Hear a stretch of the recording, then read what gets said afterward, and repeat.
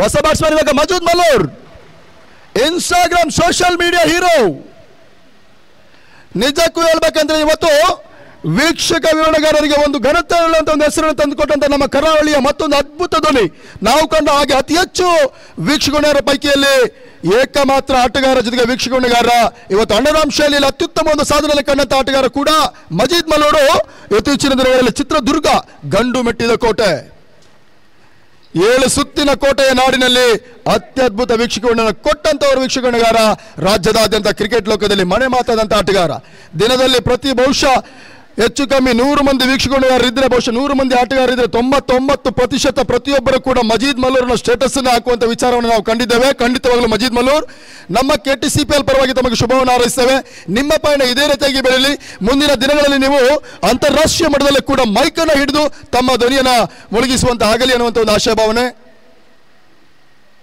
ನಮ್ಮದಾಗಿರುತ್ತೆ. Pratul wicket keeper ತಂಡದ ಮತ್ತೆ ಇವಾಗ 53.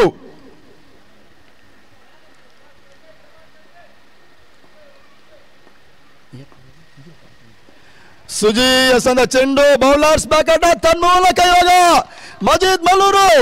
ಈ ವಿಚಾರ ನೆನ್ಪಿಟ್ಕೊಳ್ಳಿ, ಇವತ್ತು ಮಜೀದ್ ಮಲ್ಲೂರ್ ಸ್ಟೇಟಸ್ ಅನ್ನು ನಾವು ನೋಡ್ಲೇಬೇಕಾಗುತ್ತೆ.